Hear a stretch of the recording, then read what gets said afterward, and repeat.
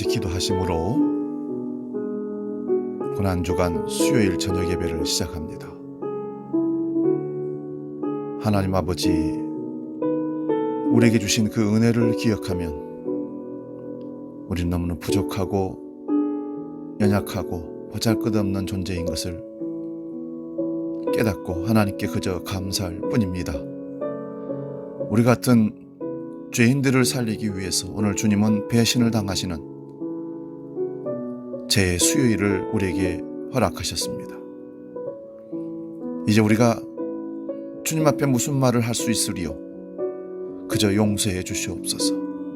우리 연약한 믿음을 불쌍히 여겨 주옵소서. 기도하며 나아가는 이 3일밤 예배에 하나님 함께 해주시고 주님의 그 고난과 주님의 그 아픔과 고독함과 그 슬픔을 우리가 느끼게 하여 주옵소서. 주님, 이번 고난주간이 다시 한번 우리 믿음을 돌아보는, 그래서 다시 세우는 계기가 되는 기회가 될 수 있도록 성령으로 말씀으로 이끌어 주시옵소서. 주님을 사모하고 주님을 찬양합니다. 우리 경배와 우리 예배를 받아, 우리 기대를 받아 주시옵소서.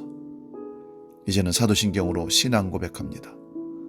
나는 전능하신 아버지 하나님, 천지의 창조주를 믿습니다. 나는 그의 유일하신 아들 우리 주 예수 그리스도를 믿습니다.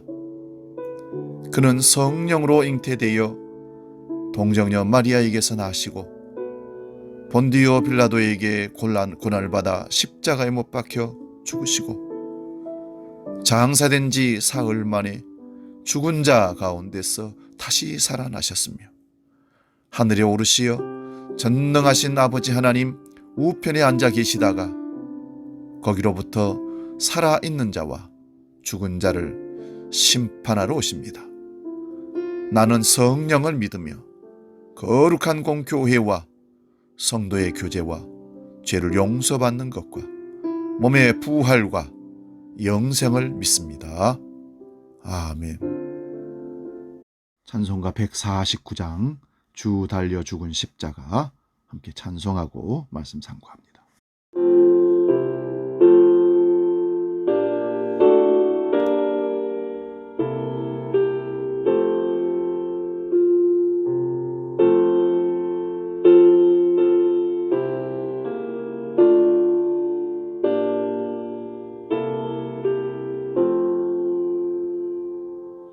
주 달려 죽은 십자가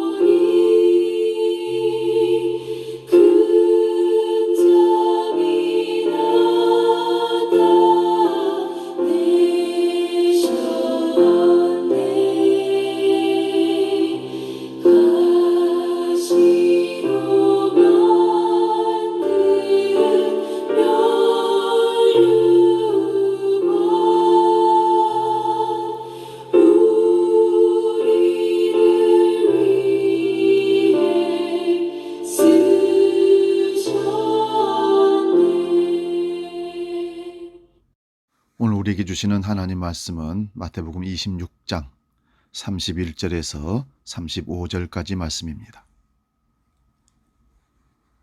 이 말씀 봉독할 때에 살아계신 주님의 음성을 들을 수 있기를 바랍니다. 마태복음 26장 31절에서 35절 말씀입니다. 봉독합니다. 그때에 예수께서 제자들에게 이르시되 오늘 밤에 너희가 다 나를 버리리라. 기록된 바 내가 목자를 치리니 양의 떼가 흩어지리라 하였느니라. 그러나 내가 살아난 후에 너희보다 먼저 갈릴리로 가리라. 베드로가 대답하여 이르되 모두 주를 버릴지라도 나는 결코 버리지 않겠나이다. 예수께서 이르시되 내가 진실로 내게 이르노니 오늘 밤 닭 울기 전에 네가 3번 나를 부인하리라. 베드로가 이르되 내가 주와 함께 죽을지언정 주를 부인하지 않겠나이다 하고 모든 제자도 그와 같이 말하니라. 아멘. 오늘 고난주간 4번째 날 저녁 수요예배 마태복음 강해 162번째 목자를 치리니 이런 제목으로 말씀을 나누겠습니다. 사실 의도하지 않았는데 오늘 본문이 수요일을 배신의 날이라 그렇게 얘기합니다. 배신, 부인, 선생님을 팔아버린 그런 사건을 모아서 제의 수요일, 주님을 배신하는 인간의 연약한 믿음들을 질책하는 또 상고해보는 그런 시간입니다. 지난 3일 동안 그리스도를 먹고 마시며 여러분 사셨습니까? 종료주일 고난주간의 첫날 우리는 성찬식을 통해서 주님을 먹고 마시는 삶을 우리 마음의 성전 안에서 계속 누려야 한다 했습니다. 사실 성찬식을 1년에 한두 번 하는 예식으로 생각하는 것은 잘못된 생각입니다. 항상 주와 함께 내 안의 성전에서 먹고 마시는 주님의 몸에 참여하는 성찬식이 계속 성령을 통하여 우리 가운데 이루어져야 됩니다. 예수님께서 아버지 나라에서 새 것으로 마실 때까지 포도나무에서 난 것을 먹지 않겠다 하셨습니다. 그런데 십자가에서 쓸개 탄 신포도주를 받으시고 다 이루었다 하셨습니다. 예수님께서 십자가에서 다 이루심이 새 나라의 시작인 것입니다. 이스라엘이 출애굽을 함으로 6월절이 이스라엘의 출발인 것처럼 우리가 예수 그리스도의 십자가 보혈로 죽었다가 다시 사는 놀라운 역사를 통해서 새 나라가 시작된 겁니다. 그래서 고린도후서 5장 17절 말씀을 우리가 잘 암송하지 않습니까? 그러므로 누구든지 그리스도 예수 안에 있으면 새로운 피조물이라. 뭐라? 이전 것은 지나갔으니 새 것이 되었도다. 새 것이 되었다는 것은 이제 우리가 새 나라를 이루고 주님과 함께 우리 가운데서 사는 삶입니다. 그래서 하나님은 우리의 하나님이 되시고 우리는 하나님의 백성이 되는 것입니다. 하나님의 나라가 우리 마음 가운데 이루어지고 있는 것입니다. 그 새 나라의 백성들은 그리스도를 먹고 마실 뿐만 아니라 그리스도와 함께 영원히 더불어 사는 삶이 이루어지는 것입니다. 이런 나라는 의와 평강과 희락의 나라가 되는 것입니다. 본문 31절입니다. 그때에 예수께서 제자들에게 이르시되 오늘 밤에 너희가 다 나를 버리리라. 기록된 바 내가 목자를 치리니 양의 떼가 흩어지리라 하였느니라. 그때로 가면 예수님께서 제자들과 함께 6월절 만찬을 마치시고 찬양하면서 감람산으로 향하는 그때를 말합니다. 이때는 가룟 유다는 예수님을 팔아 넘기기 위해서 이미 대제사장을 만나러 가버렸습니다.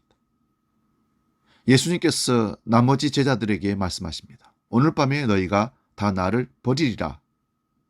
나를 버린다는 말씀의 각주를 찾아보면 나를 인하여 실족할 것이다 라고 되어 있습니다. 실족한다. 예수님의 이름으로 예수님을 버리는 것은 예수님을 메시아로 믿지 못하여 실족한다는 말씀입니다.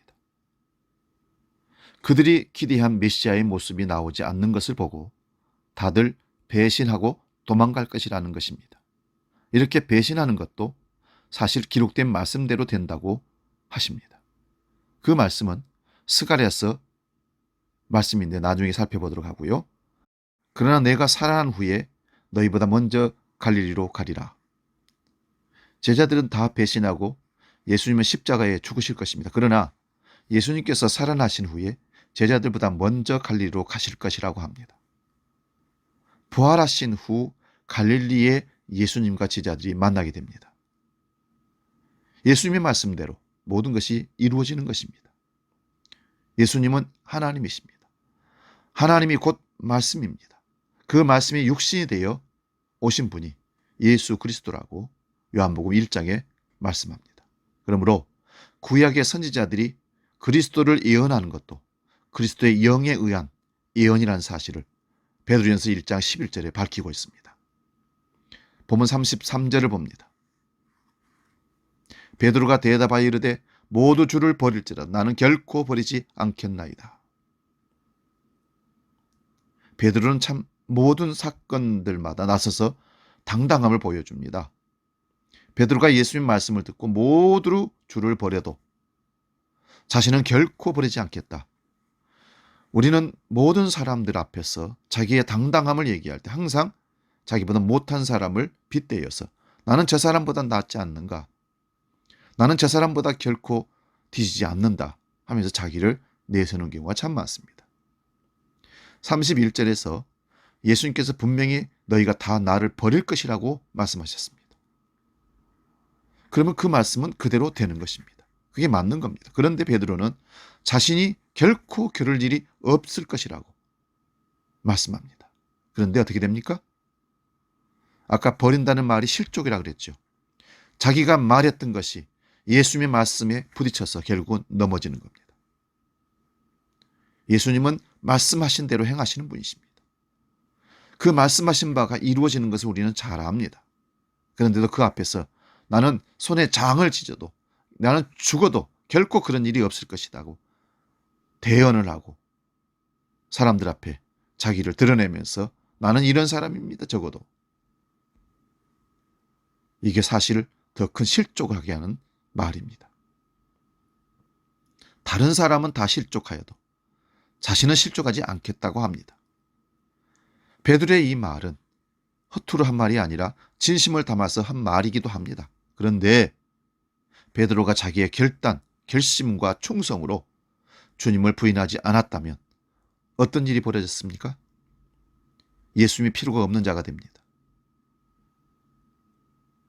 마태복음 16장에 보았습니다. 예수님께서 죽으실 것을 말씀하실 때 그런 일이 일어나면 안 된다고 말리고 나서는 베드로. 절대 당신은 죽을 수가 없습니다. 그때 예수님 뭐라고 하십니까? 사단아, 내 뒤로 물러가라. 너는 나를 걸려 넘어지게 하는 자다. 오히려 사단의 도구가 된다는 것입니다. 오히려 하나님의 일을 생각지 아니하고 사람의 일을 생각하는 사람이라고 베드로를 책망했습니다. 베드로가 그 말을 하기 전에 어떤 말을 했습니까? 주는 그리스도시요 살아계신 하나님의 아들이라고 멋진 신앙 고백을 통해서 주님께 바요나 시모나 네가 복이 있도다. 이를 알게 하신 이가 혈육이 아니요 하늘에 계신 내 아버지라 하면서 칭찬하십니다. 베드로는 자신이 결단하고 결심하면 예수님을 따라서 죽음의 자리까지 갈 수 있을 것이라고 큰 소리치는 것입니다. 아직 자신의 실상을 제대로 알지 못하기 때문에 그런 어리석음을 범하는 것입니다. 우리도 마찬가지입니다. 내가 주님을 만났다. 내가 주님을 위해서 목숨 버릴 수 있다. 함부로 말하지 마시기 바랍니다. 주님을 따르면 결코 우리의 의지와 결단이 없다는 것을 알아야 합니다. 주님이 주시는 믿음을 의지해야 우리는 따라갈 수 있습니다. 우리가 가지는 믿음은 우리 결단은 항상 변질되고 배신하고 무너질 수밖에 없습니다. 그러나 주님이 주시는 믿음, 믿어지는 믿음, 하나님께 속한 믿음은 우리를 끌어가시는 겁니다. 34절 말씀 봅니다.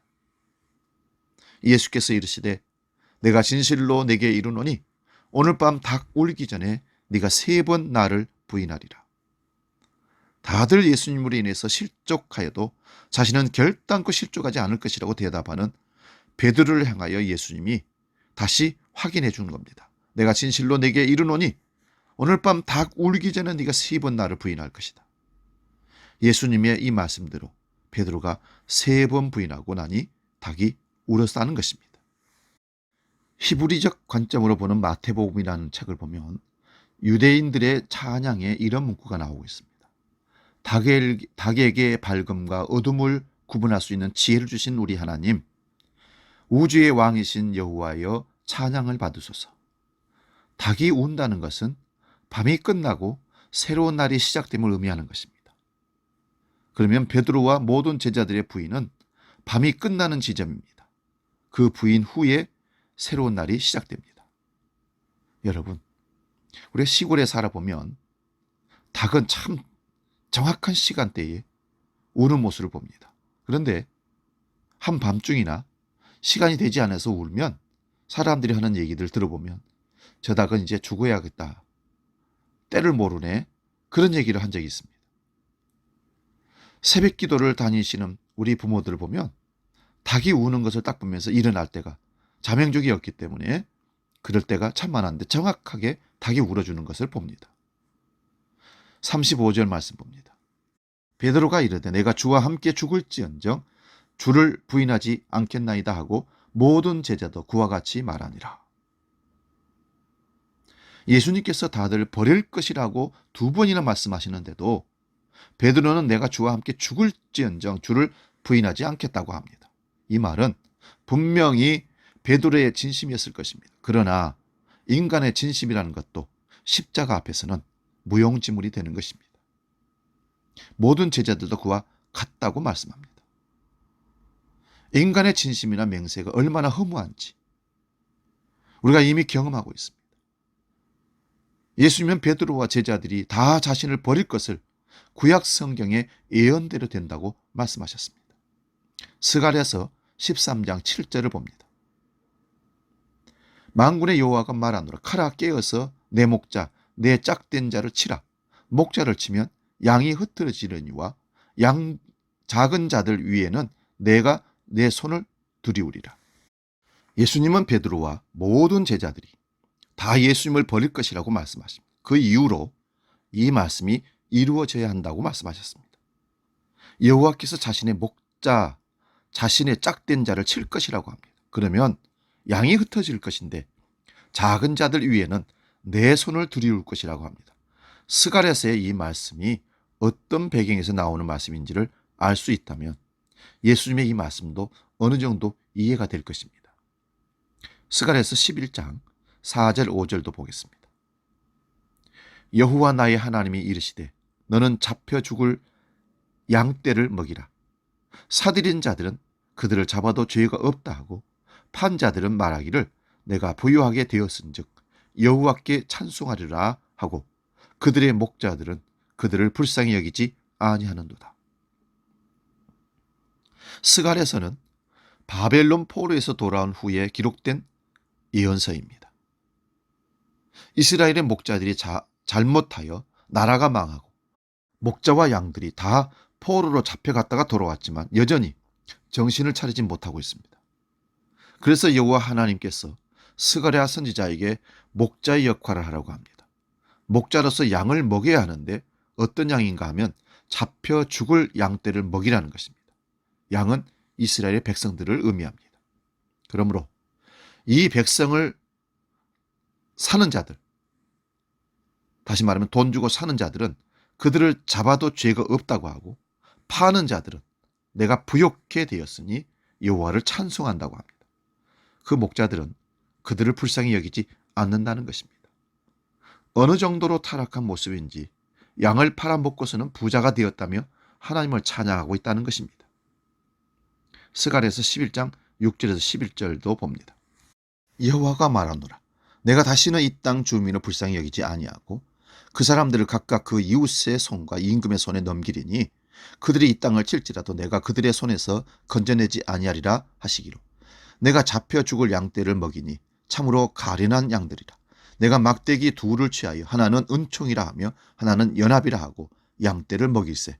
한 달 동안에 내가 그 세 목자를 제거하였으니 이는 내 마음에 그들을 싫어하였고 그들의 마음에도 나를 미워하였습니다.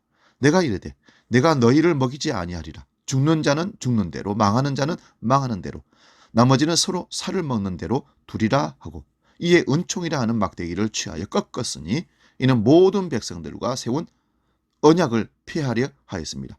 당일에 곧 폐하며 내 말을 지키던 가련한 양들은 이것이 여호와의 말씀이었던 줄 안지라. 여호와께서 다시는 이 땅 거민을 불쌍히 여기지 않겠다고 선언하는 말씀입니다. 그 결과 그 이웃의 손과 임금의 손에 붙이리니 이 땅을 칠지라도 내가 그 손에서 건져내지 아니하리라.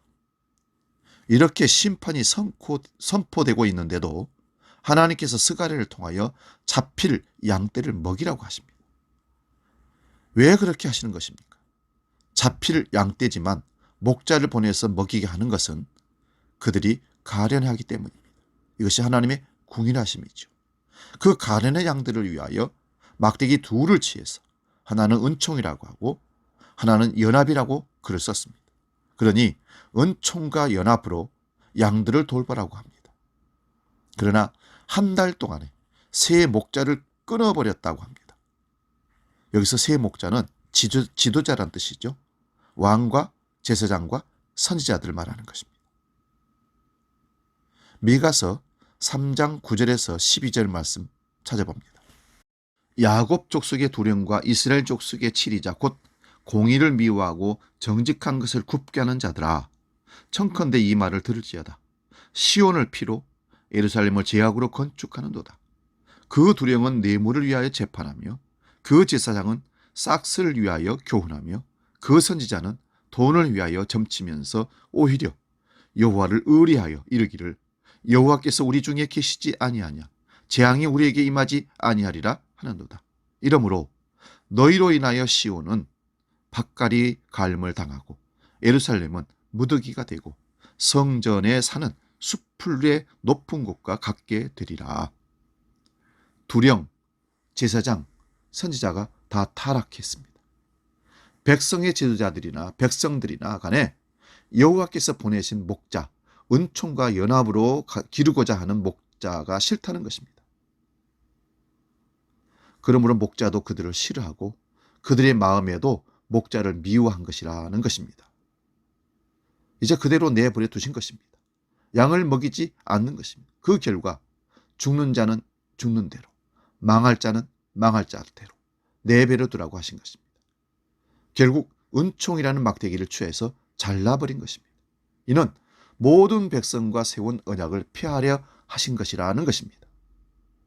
그 은총의 막대기가 꺾어지는 그날에 내 말을 지키던 가련한 양들은 이것이 여호와의 말씀이었던 줄을 알 것이라고 합니다. 스가랴 11장 10절에서 은총이라는 막대기를 꺾어버리는 것은 모든 백성과 세운 언약을 폐하려 하신다고 합니다.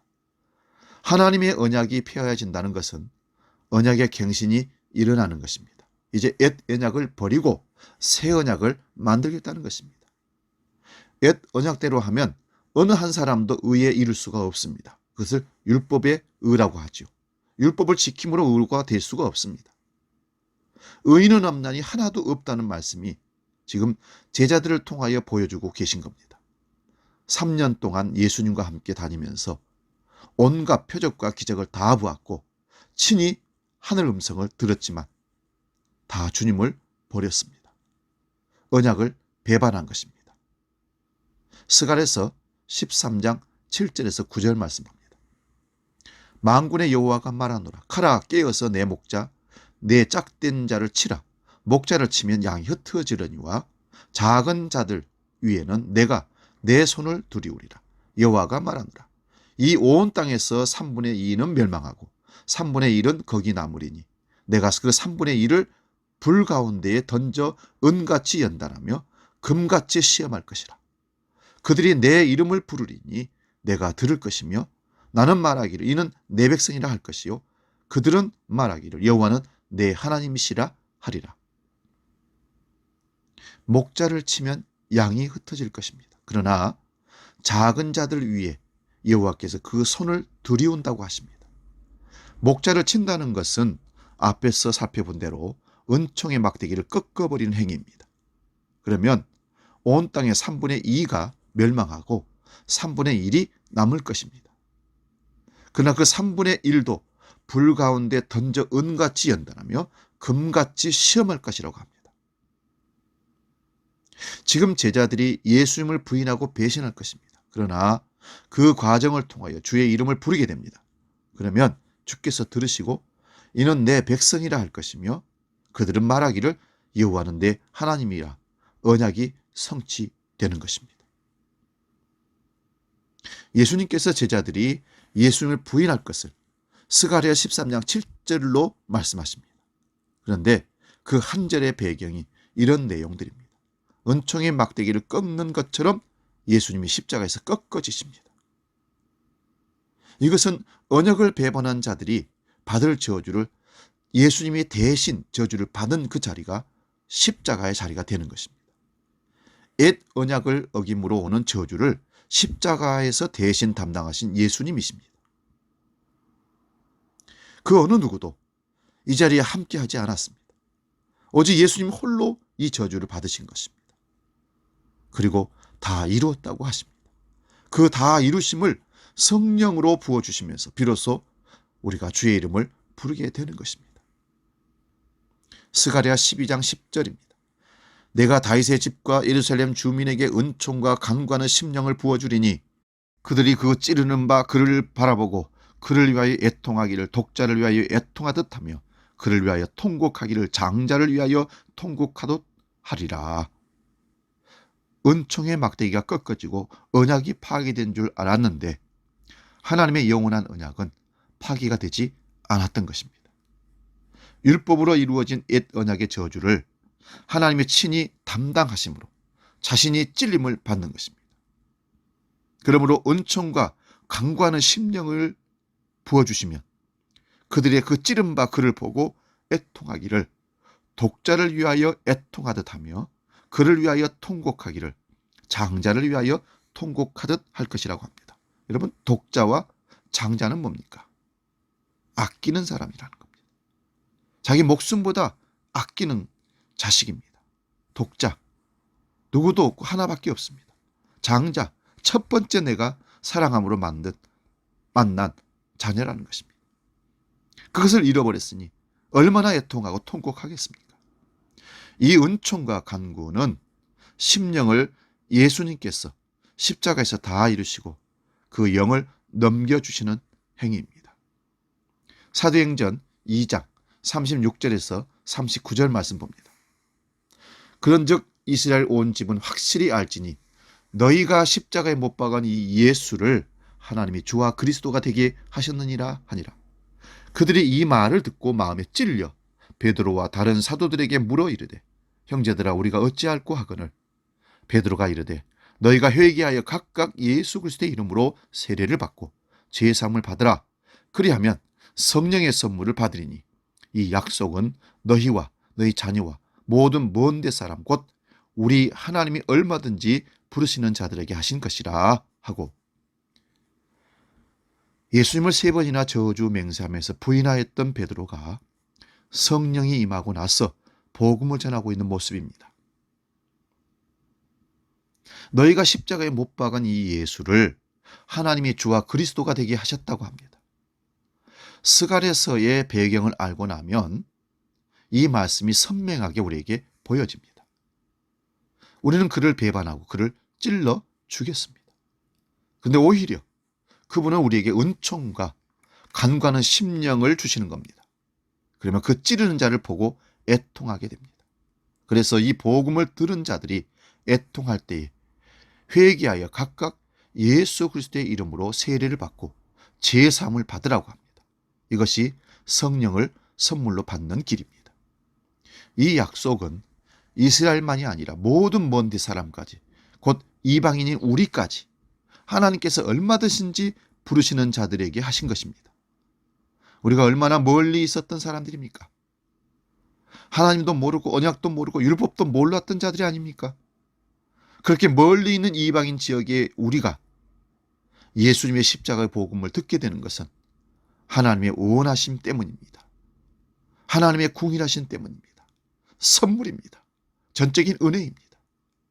근데 이 복음을 듣고 믿는 자들은 목자가 침당하고 그 양들이 흩어졌다는 그 말씀이 오늘 우리에게도 현실이 됩니다.